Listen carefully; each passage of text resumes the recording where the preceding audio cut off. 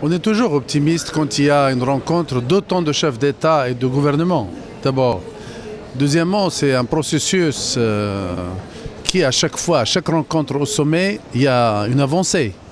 Si ce n'est pas définitif, on s'approche toujours, on améliore toujours.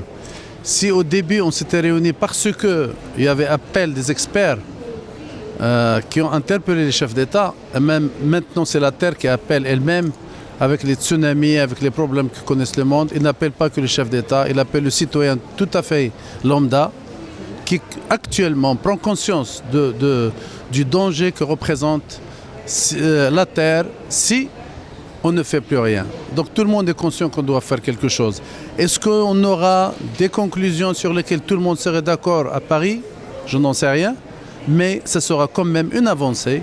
Et le fait, comme je l'ai dit, de réunir autant de chefs d'État et de gouvernement est une réussite en elle-même. À Marrakech, on avancera encore mieux. Justement, le Maroc va accueillir la prochaine COP. Est-ce que votre pays joue aujourd'hui un rôle particulier dans cette COP 21? Vous savez, mon pays joue un grand rôle à travers les grands chantiers qu'il a lancés depuis les années 60, en commençant par la politique de l'eau, en mettant en place des grands chantiers au niveau international qui concernent les énergies renouvelables. Il n'y a qu'à voir actuellement le plus grand chantier probablement du monde qui concerne les énergies solaires. Nous comptons, comme l'a déclaré Sa Majesté le Roi à l'ouverture de ce salon, nous comptons arriver à 52% de nos besoins énergétiques en 2030. 2030, c'est demain. Justement, la contribution nationale du Maroc a été bien accueillie par les autres négociateurs, par les autres pays. Est-ce qu'il y a quelque chose que vous souhaiteriez dire aux autres négociateurs, notamment ceux des pays qui freinent d'ores et déjà? Je crois que personne n'a intérêt à freiner, parce que chaque jour de retard coûtera beaucoup plus cher à réparer dans le futur. Merci beaucoup, Monsieur le Ministre. Merci beaucoup.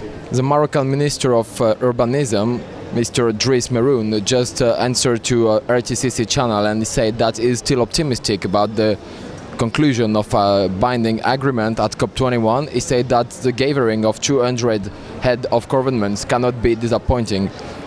Also, he said that his country is playing a special role in this COP21 as the host of the COP22 next year. He is confident in this agreement, and he said that Morocco has already started a big green program of ecological transformation.